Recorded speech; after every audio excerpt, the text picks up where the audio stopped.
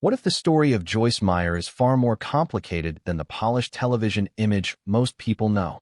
For decades, Joyce Meyer has been one of the most recognizable figures in Christian broadcasting. Her voice has reached millions of people through television, books, conferences, podcasts, radio programs, and humanitarian work. Her message has usually centered on faith, emotional healing, overcoming hardship, controlling negative thoughts, and learning to live with greater peace and purpose. But behind that public image is a life marked by experiences that were anything but peaceful. Joyce Meyer has openly spoken about surviving childhood sexual abuse, a troubled first marriage, emotional struggles, and the difficult process of rebuilding her life. Her own ministry describes her as someone who has shared her painful past in order to encourage people who are struggling. Her publisher also identifies her as a survivor of childhood sexual abuse and says that her experiences became part of the foundation of her message about hope and restoration. Yet the controversy surrounding Joyce Meyer did not end when she found success. As her ministry became enormous, questions followed her success. Critics questioned her teachings. Journalists examined her finances.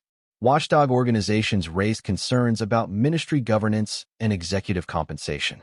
In 2007, the U.S. Senate Finance Committee asked several prominent ministries, including Joyce Meyer Ministries, for information concerning expenses, executive compensation, and benefits provided to ministry leaders. Then, years later, Meyer herself acknowledged that some of her earlier teaching about prosperity and faith had become out of balance. She specifically rejected the idea that someone who becomes sick, suffers tragedy, or loses a child simply must not have had enough faith. And then came another difficult chapter. In January 2025, Joyce Meyer Ministries announced that its long-running program would pause on Daystar Television Network amid allegations involving the network's leadership and an alleged abuse cover-up. The decision placed Meyer back in the middle of a controversy, even though the allegations were directed at Daystar's leadership rather than establishing wrongdoing by Meyer herself. So what actually happened? And more importantly, is the story of Joyce Meyer really a story of tragedy, scandal, redemption, or all three? To understand the present, we have to go back to the beginning. Joyce Meyer was born Pauline Joyce Hutchison on June 4, 1943, in St. Louis, Missouri. Her childhood was not the picture of stability that her later public success might suggest. According to accounts she has shared over the years, her father returned from World War II carrying serious personal problems, and the home environment became deeply troubled. Meyer has spoken publicly about being sexually abused by her father during her childhood and adolescence.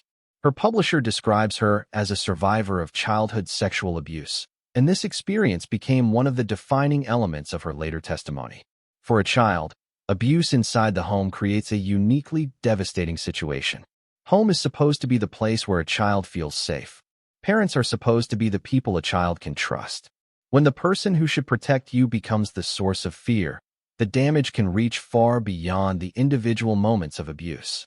Meyer has described living through years of trauma and eventually leaving home at 18. That experience would influence almost everything that followed. She entered adulthood carrying wounds that were not visible to the outside world. And, as her later testimony suggests, leaving the house did not mean leaving the trauma behind. At 18, Meyer married for the first time. The marriage did not provide the security she hoped it would. Her first husband was reportedly unfaithful and unreliable, and Meyer later described the relationship as a deeply unhappy period of her life. The marriage eventually ended in divorce. During that relationship, Meyer has acknowledged becoming involved in financial wrongdoing. According to accounts of her own history, she participated in taking payroll checks from her employer that were later cashed by her husband. She later said she repaid the money. Her first husband eventually went to prison for fraudulent check activity. That chapter left Meyer facing another painful reality.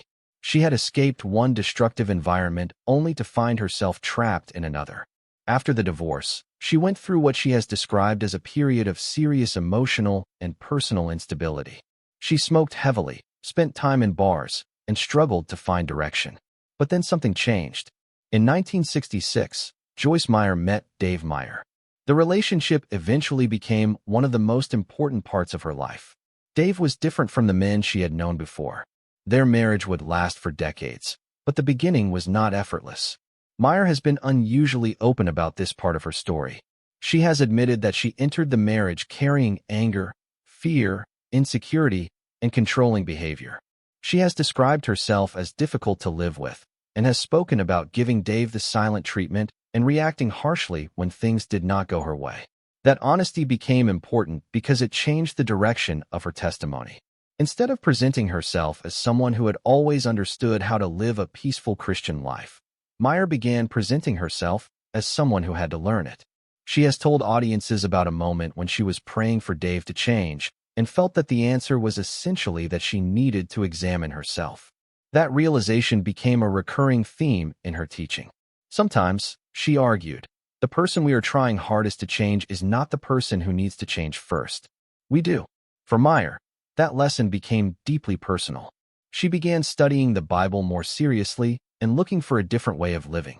In February 1976, Meyer has described having a powerful spiritual experience while driving home from a beauty appointment.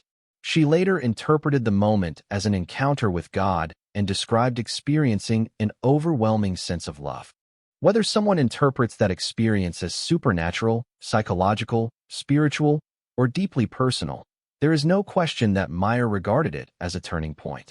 Her life began moving in a completely different direction. She started teaching small Bible studies.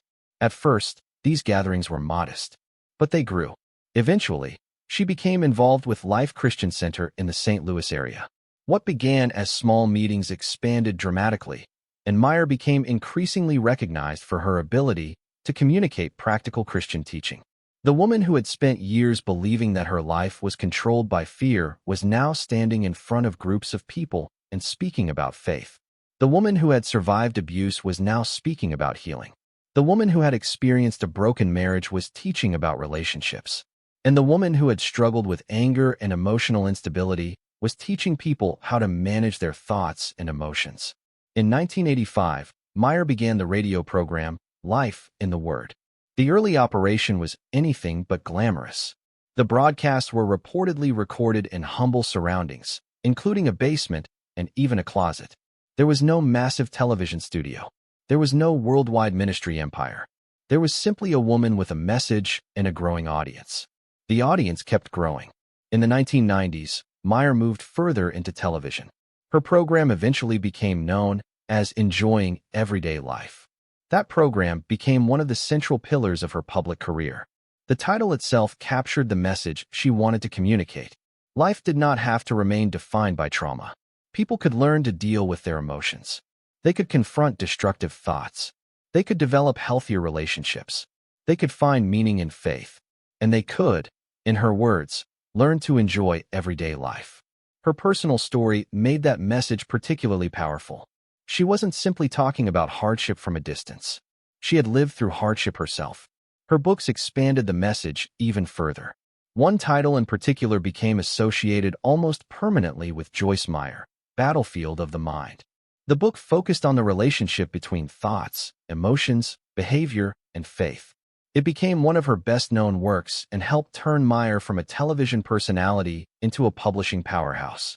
Her publisher currently describes her as a New York Times best-selling author with more than 150 books and says Battlefield of the Mind has sold more than 9 million copies worldwide. Her ministry's reach also became enormous. According to a 2024 Joyce Meyer Ministries annual report, its Enjoying Everyday Life program was being presented in 112 languages, while the ministry reported reaching tens of millions of people through social media during the year. That level of success is extraordinary. But success also changes the questions people ask. When a small Bible teacher becomes a global media personality, people inevitably begin asking, how much money does the ministry receive? How much does the leader earn? How are donations spent? Who controls the organization? And how much of the operation is ministry versus business? Those questions followed Joyce Meyer. In the early 2000s, reports about her ministry's spending generated substantial criticism. Her ministry was associated with expensive properties, high-end furnishings, and private jet travel. One of the most controversial symbols became a Gulfstream 4 aircraft that critics said represented the excesses associated with wealthy televangelists. Meyer defended the use of the aircraft by arguing that it allowed her and her team to travel efficiently and reach more people. Critics saw it differently. To them, the image of a religious leader using a multi-million-dollar private jet while soliciting donations from ordinary believers was difficult to reconcile with their understanding of Christian ministry. The disagreement was not simply about an airplane. It was about philosophy. What should a religious leader's lifestyle look like? How much comfort is acceptable? When does organizational efficiency become luxury? And when does financial success undermine the credibility of a message about humility and sacrifice? Those questions became national issues in 2007.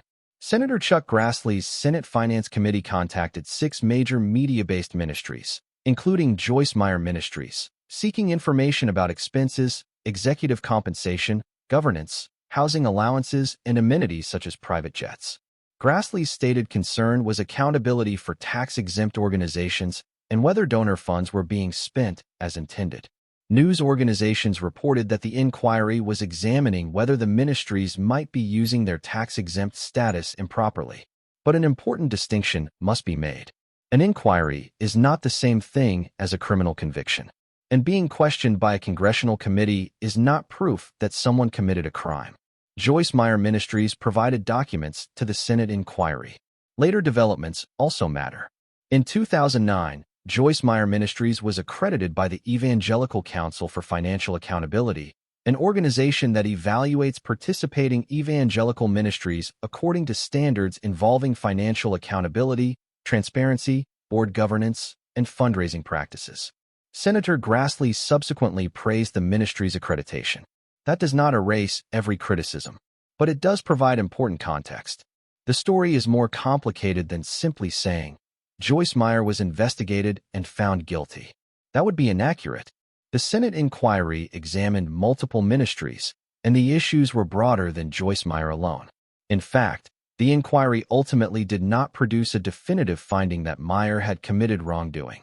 Still, public criticism continued. Another area of controversy involved theology. Joyce Meyer became associated with the prosperity gospel movement, or at least with teachings that critics believed shared elements of prosperity theology. The basic criticism was straightforward. Critics argued that some forms of prosperity preaching could give believers the impression that faith should automatically produce health, wealth, and success. That idea became especially controversial when applied to suffering. What happens when a faithful person gets cancer? What happens when a child dies? Someone didn't believe strongly enough? Does sickness mean a person failed spiritually? Meyer eventually confronted this issue herself. In 2019, she acknowledged that some of her earlier views about faith and prosperity had been out of balance. She specifically explained that she had once believed that when someone had a problem, sickness, or even the death of a child, the problem could be explained as insufficient faith. She later rejected that interpretation. She said that people are going to experience trouble regardless of how much faith they have.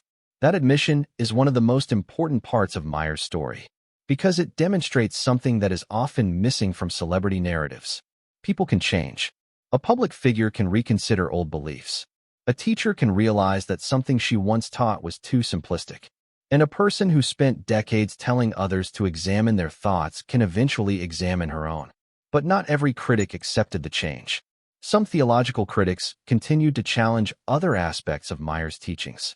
Her statements about spiritual authority, healing, Jesus' nature during the crucifixion, and other theological subjects have been criticized by traditional Christian scholars and organizations. These disputes are theological disagreements rather than evidence of criminal conduct. That distinction matters. A person can strongly disagree with Meyer's theology without claiming that she committed a crime, and a responsible account should separate those categories. Then there is the question of family. Joyce and Dave Meyer built their ministry into a family-centered organization. Family members have held important positions within the ministry. Supporters see this as natural. After all, the ministry grew alongside the Meyer family. Critics, however, have questioned whether family involvement can create governance problems. That debate exists throughout the nonprofit world. When a founder's family controls significant portions of an organization, supporters may see loyalty and continuity. Critics may see the possibility of conflicts of interest. Again, the issue is governance, not automatically wrongdoing. Then came a much darker story associated with the ministry. In 2009, Christopher Coleman, who had worked as head of security for Joyce Meyer Ministries, murdered his wife and 2 sons. Coleman was eventually convicted and sentenced to life in prison. The case shocked the region. The victims were innocent. The crime was horrific. And because Coleman had been connected professionally to Joyce Meyer Ministries, the ministry itself became part of the public conversation surrounding the case. A wrongful death lawsuit was filed against the ministry by members of the victim's family. The lawsuit was later dismissed. It is important not to confuse the actions of an employee with the actions of an employer. Coleman's crimes were his own. There is no basis for saying that Joyce Meyer personally committed or ordered those crimes. But the case nevertheless became one of the darkest events ever connected in the public mind to her organization. And then, years later, another controversy emerged. This time, the issue was not directly about Joyce Meyer Ministries' finances or theology. It involved Daystar Television Network. For years, Daystar had been an important broadcasting partner for Meyer. Her program appeared on the network and reached viewers through the platform. Then, in January 2025, allegations involving Daystar leadership became public. The controversy centered on allegations of an abuse cover-up. Several Christian leaders began distancing themselves from the network. Joyce Meyer Ministries announced that it would pause its programming with Daystar. According to reporting by Religion News Service, the ministry described Daystar as a long-standing broadcast partner, but said the seriousness of the allegations meant it could not remain silent. This point is crucial. The allegations were about Daystar leadership. They should not be transformed into an allegation that Joyce Meyer herself abused anyone or participated in a cover-up unless credible evidence establishes that. There is a major difference between being associated with a network and being responsible for alleged misconduct by its leadership. But from a public relations perspective, the situation was still serious. Why? Because Joyce Meyer's brand has always depended heavily on trust. Her message is built around healing. Her story is built around surviving abuse. Her ministry speaks frequently about helping vulnerable people. So when a broadcasting partner becomes engulfed in allegations concerning abuse and an alleged cover-up, the question becomes unavoidable. What should a ministry do when its platform becomes associated with controversy? Meyer chose to pause the program. For some viewers, that decision demonstrated